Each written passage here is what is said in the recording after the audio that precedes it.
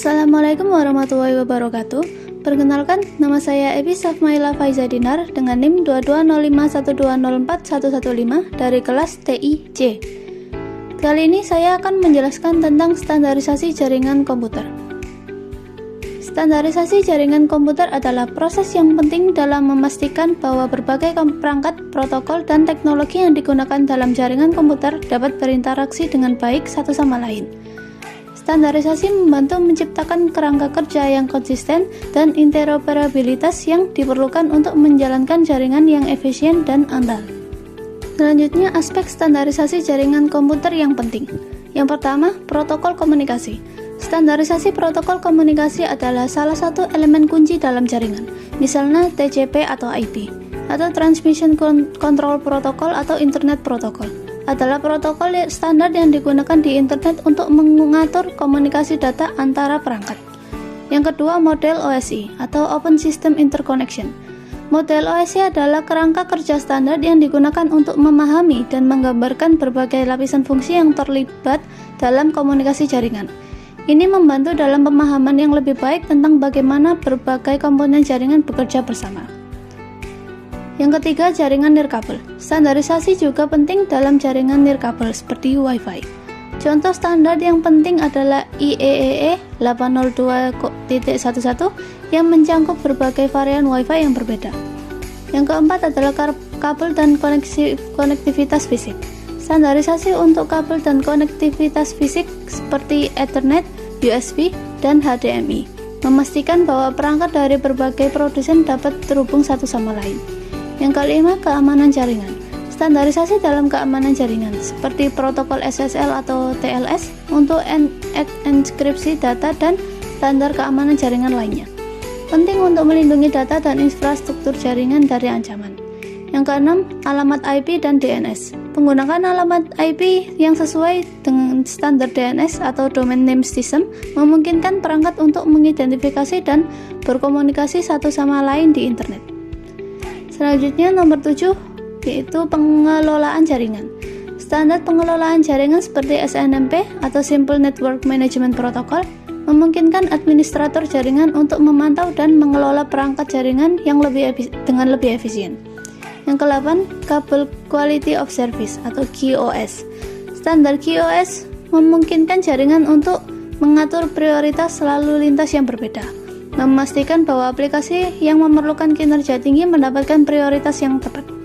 Yang ke-9, IPv6 mengingatkan keterbatasan alamat IPv4 yang semakin mendekati habis. IPv6 menjadi standar untuk mengatasi masalah ini dan memberikan lebih banyak alamat IP untuk perangkat yang terhubung ke internet. Selanjutnya, yang ke-10, yaitu kompatibilitas dan interoperabilitas. Standarisasi juga penting untuk memastikan bahwa perangkat dan teknologi yang berbeda dari produsen yang berbeda dapat bekerja bersama dengan lancar dan saling berkomunikasi tanpa masalah. Standarisasi juga penting untuk memastikan bahwa perangkat dan teknologi yang berbeda dari produsen yang berbeda dapat bekerja sama dengan lancar dan saling berkomunikasi tanpa masalah. Kegunaan dari standarisasi. Yang pertama, untuk dapat digunakan banyak orang. Untuk sebuah hardware handphone, kita harus mempunyai sebuah standarisasi untuk dapat menggunakannya pada banyak orang. Sebuah handphone harus memenuhi standar atau kriteria tertentu untuk dapat digunakan seperti frekuensi sinyal yang dimilikinya, kartu SIM apakah yang bisa dipakai pada handphone itu, dan lain sebagainya. Jadi intinya sebuah standarisasi ini harus dapat digunakan oleh banyak orang dan harus dapat berjalan dengan baik. Yang kedua, memudahkan komunikasi satu sama lain. Komunikasi sangat penting dalam kehidupan kita. Kita ambil contoh apabila terdapat sekumpulan komputer pada satu vendor A yang sama terhubung ke dalam sebuah jaringan lokal atau LAN dengan protokol vendor tersebut. Kemudian ada sebuah komputer lain dari komputer dengan vendor B ingin terhubung ke dalam jaringan tersebut yang tidak memiliki protokol dari vendor A. Tentu komputer dari vendor B mengalami kesulitan untuk terhubung.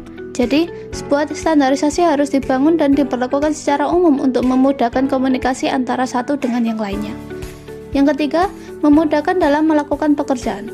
Sebuah standarisasi bisa membantu kita dalam berbagai pekerjaan. Contohnya dalam pembuatan kabel jenis crossover atau straight dengan standar terdapat standarisasi yang bisa kita gunakan, yaitu T568A dan T568B untuk memudahkan kita dalam pembuatan jenis kabel tersebut.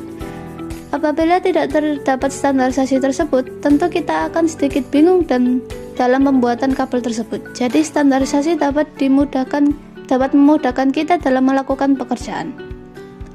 Macam-macam standarisasi jaringan. Yang pertama, ISO. ISO merupakan International Organization for Standardization, yaitu sebuah organisasi internasional yang bertugas untuk menetapkan standar atau ketentuan yang berada di bidang industrial dan komersial seluruh dunia. Standar yang ditentukan oleh ISO sudah banyak sekali. Yang sudah kita ketahui saat ini yaitu standar jenis film fotografi, ukuran kartu telepon, kartu ATM bank, dan standar pengkabelan. Standarisasi yang ISO buat di bidang IT atau dunia komputer adalah ISO atau IEC 27001. ISO 27001 merupakan standarisasi sistem manajemen keamanan informasi atau Information Security Management System atau ISMS. Kebanyakan standarisasi ini diterapkan oleh perusahaan-perusahaan di bidang IT. Yang kedua yaitu TIA, Telecommunication Industry Association, merupakan organisasi yang bekerjasama dengan Electronical Industry Association. Mereka bekerjasama di bidang industri perkabelan. TIA dikenal bagus untuk mengembangkan standarisasi pemasangan kabel menggunakan desain dan instalasi pemasangan kabel yang tersusun rapi. Karena itu dapat mendukung suatu cakupan aplikasi yang luas dan memenuhi kebutuhan kecepatan yang tinggi untuk saat ini dan masa depan. Contoh standarisasi TIA atau EIA yang sudah kita tahu yaitu TIA atau EIA 568A dan TIA atau EIA 568B. Selanjutnya IEEE atau Institute of Electronical and Electronic Engineer merupakan organisasi internasional yang bertujuan mengembangkan teknologi untuk meningkatkan derajat kemanusiaan.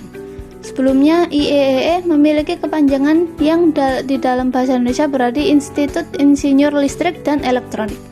Namun kepanjangan itu sudah tidak lagi digunakan karena seiring berkembangnya bidang ilmu dan aplikasi diperdalam organisasi sehingga kata elektronik sudah tidak lagi digunakan. IEEE mencakup pengembangan di bidang telekomunikasi, jaringan komputer, kelistrikan, elektrik, dan antariksa. Contoh di bidang jaringan komputer yaitu IEEE 802,3 yang digunakan untuk Ethernet melewati akses LAN, IEEE 802,11 yang digunakan untuk wireless dan akses LAN Wi-Fi, IEEE 802,16 digunakan untuk wireless tetapi dengan akses WAN atau WiMAX. Selanjutnya ITU atau International Telecommunication Union merupakan organisasi yang bertujuan untuk mengatasi masalah telekomunikasi internasional. PBB atau Perserikatan Bangsa-Bangsa menugaskan ITUR atau International Telecommunication Union Radio Communication Sector untuk mengatur penggunaan frekuensi radio secara global. Tujuannya untuk memudahkan hubungan-hubungan perdamaian, kerjasama internasional antar bangsa-bangsa, dan pembangunan ekonomi dan sosial dengan menggunakan jasa telekomunikasi. Salah satu telekomunikasi yang dibuat oleh ITUR yaitu APT atau Asia Pacific Telecommunication. Ini merupakan organisasi pemerintahan Asia Pasifik yang dibuat oleh ITUR. Selanjutnya IETF atau Internet Engineering Task Force merupakan sebuah organisasi yang mempunyai wewenang untuk mengatur dan membuat protokol-protokol standar jaringan internet. IETF juga merupakan organisasi yang membuat protokol TCP atau IP Transmission Control Protocol atau Internet Protocol. Protokol jaringan penting untuk distandarisasi dan dijadikan pedoman dalam komunikasi data antar mesin komputer karena protokol menyediakan aturan yang harus dipatuhi oleh sistem komputer yang berinteraksi satu sama lain. Ini memungkinkan sistem komputer untuk saling berkomunikasi dengan cara yang konsisten. Ini juga memastikan bahwa setiap sistem yang terhubung dapat memahami informasi yang dikirimkan antara satu sama lain. Tanpa protokol jaringan, komunikasi data antar sistem komputer akan menjadi sangat tidak efisien dan bahkan mungkin tidak dapat diatur. Sekian dari saya tentang penjelasan dari standarisasi jaringan komputer. Wassalamualaikum warahmatullahi wabarakatuh.